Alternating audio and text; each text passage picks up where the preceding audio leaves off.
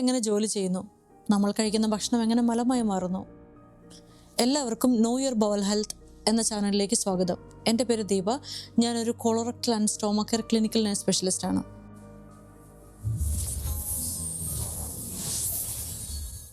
ഒന്ന് ചിന്തിച്ചു നോക്കൂ, നമ്മൾ ദിവസവും ഭക്ഷണം കഴിക്കുന്നു. ചിലത് ഇഷ്ടത്തോടെ കഴിക്കുന്നു, ചിലത് വിശപ്പോടെ കഴിക്കുന്നു, ചിലപ്പോൾ ശരീരത്തിന് ആവശ്യമാണോ എന്ന് പോലും നോക്കാതെ കഴിക്കുന്നു. പക്ഷെ ഒരു ചോദ്യം, നമ്മൾ കഴിക്കുന്ന ഭക്ഷണം ശരീരത്തിനകത്ത് എവിടെയൊക്കെ പോകുന്നു? എങ്ങനെ അത് ഊർജ്ജമായി മാറുന്നു? എങ്ങനെ അതിന്റെ ബാക്കി ഭാഗം മലമായി പുറത്തേക്ക് വരുന്നു? ഇതൊരു സാധാരണ കാര്യമാണെന്ന് നമ്മൾ കരുതുന്നു. പക്ഷേ നമ്മുടെ ബവൽ, അതായത് കുടൽ, ദിവസവും ചെയ്യുന്ന ജോലി അത്ഭുതകരമാണ്. നമ്മൾ ഭക്ഷണം കഴിച്ച ശേഷം അതിനെക്കുറിച്ച് മറന്നു പോകുന്നു. പക്ഷെ ശരീരം അതിനകത്ത് ഒരു വലിയ പ്രോസസ്സ് അപ്പോൾ തന്നെ തുടങ്ങുകയാണ്. ഇന്നത്തെ എപ്പിസോഡിൽ നമ്മൾ നോക്കാൻ പോകുന്നത് ബവൽ ഫിസിയോളജിയാണ്, അതായത് നമ്മുടെ കുടൽ എങ്ങനെ ജോലി ചെയ്യുന്നു എന്നുള്ളതാണ്.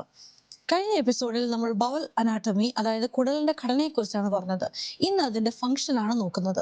ഇത് ശരിയായി പ്രവർത്തിക്കുമ്പോൾ നമ്മൾ ഒന്നും ശ്രദ്ധിക്കുന്നില്ല. ഇതിൽ ചെറിയൊരു പ്രശ്നം വന്നാൽ തന്നെ constipation, diarrhoea, bloating, pain, bleeding, ഇങ്ങനെ പല സിംറ്റംസും നിങ്ങൾക്ക് വരാം.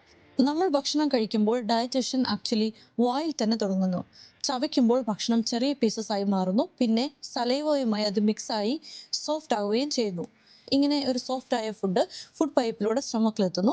സ്റ്റൊമക്കിലെത്തിയതിനു ശേഷം ഇത് ആസിഡ്സ് അഥവാ എൻസൈമുമായിട്ട് മിക്സ് ആയതിനു ശേഷം ഒരു സോഫ്റ്റ് പേസ്റ്റ് രൂപത്തിലായി മാറുന്നു. ഈ പേസ്റ്റ് ആയ ഫുഡാണ് സ്റ്റൊമക്കിൽ നിന്ന് സ്മോൾ ഇൻറ്റെസ്റ്റൈനിലേക്ക് മാറുന്നത്. സ്മോൾ ഇൻറ്റെസ്റ്റൈൻ നമ്മുടെ ശരീരത്തിലെ ഏറ്റവും പ്രധാനപ്പെട്ട അബ്സോർപ്ഷൻ ഏരിയ ആണ്. സിമ്പിളായിട്ട് പറഞ്ഞു കഴിഞ്ഞാൽ, നമ്മൾ കഴിക്കുന്ന ഭക്ഷണത്തിലെ നമ്മുടെ ശരീരത്തിന് ആവശ്യമായ എല്ലാ സാധനങ്ങളും അബ്സോർബ് ചെയ്ത് എനർജിയാക്കി മാറ്റപ്പെടുന്ന സ്ഥലമാണ് ഈ സ്മോൾ ഇൻറ്റെസ്റ്റൈൻ. അതുകൊണ്ടാണ് സ്മോൾ ഇൻറ്റെസ്റ്റൈനിൽ അഫക്റ്റ് ചെയ്യുന്ന സർജറി, ഡിസീസ്, ഇതൊക്കെ ഭയങ്കര ഇമ്പോർട്ടൻ്റ് ആണെന്ന് ഞാൻ പറയുന്നത്. നമ്മൾ കഴിച്ച ഈ ഭക്ഷണത്തിൽ നിന്ന് ശരിയായ അളവിൽ വൈറ്റമിൻസോ മിനറൽസോ അല്ലെങ്കിൽ കാർബോഹൈഡ്രേറ്റ്സ് ഇതൊക്കെ ശരിക്കും അബ്സോർബ് ചെയ്തില്ലെങ്കിൽ നമ്മൾക്ക് വീക്ക്നെസ്, അല്ലെ weight loss, dehydration, vitamin deficiency ഇതൊക്കെ ഉണ്ടാകാം. ഇനി നെക്സ്റ്റ് സ്റ്റേജ്, നമ്മളുടെ ഭക്ഷണത്തിൽ അബ്സോർബ് ചെയ്യാൻ പറ്റാത്ത ഭാഗങ്ങൾ ലാർജ് ഇൻറ്റെസ്റ്റൈൻ, അതായത് വൻകുടലിലേക്ക് പോകുന്നു.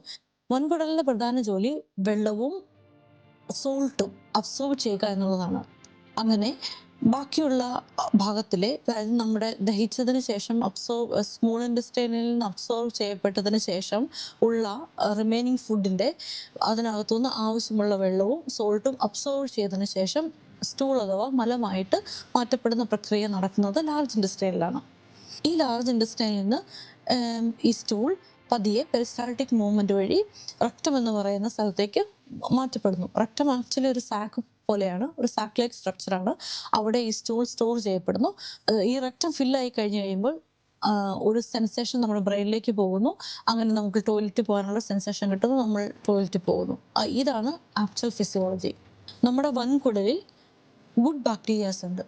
ഗുഡ് ബാക്ടീരിയാസ് നമുക്ക് നമ്മുടെ ഇമ്മ്യൂണിറ്റി അല്ലെങ്കിൽ ബവൽ ഹെൽത്ത് ഇതിനെയൊക്കെ സഹായിക്കുന്നതാണ്.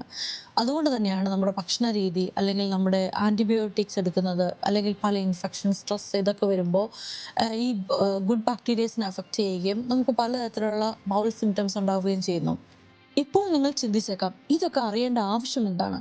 കാരണം ബവൽ ഫംഗ്ഷൻ മാറുമ്പോൾ ശരീരം ചില വാർണിംഗ് സിഗ്നൽസ് നമുക്ക് തരും. ഉദാഹരണത്തിന് സ്റ്റൂളിൽ രക്തം കാണുക, അല്ലെങ്കിൽ സ്റ്റൂളിന്റെ പാറ്റേൺ അല്ലെങ്കിൽ ബവൽ പാറ്റേൺ മാറുക, നേരത്തെ ഇല്ലാതിരുന്ന കോൺസ്റ്റിപ്പേഷൻ, ഡയറിയ, അല്ലെ തുടർച്ചയായ വയറുവേദന, അല്ലെങ്കിൽ അൺഎക്സ്പ്ലെയിൻഡ് വെയിറ്റ് ലോസ്, ഇതൊക്കെ ഉണ്ടാവുകയൊക്കെ ചെയ്യുമ്പോൾ ഇത് ഒരു വാർണിംഗ് സിഗ്നലാണ്. ഇതാരും ഇഗ്നോർ ചെയ്യാൻ പാടില്ല. ഒരുപക്ഷെ നിങ്ങൾ ചിലപ്പോൾ ഇത് ഗ്യാസ് ആയിരിക്കും, അല്ലെങ്കിൽ ഭക്ഷണം കഴിച്ചത് ശരിയായില്ല, അല്ലെങ്കിൽ ഇൻഡൈജഷൻ ആയിരിക്കാം എന്നൊക്കെ പറഞ്ഞ് ഈ വക സിംറ്റംസിനെ തള്ളിക്കളയാൻ പാടില്ല.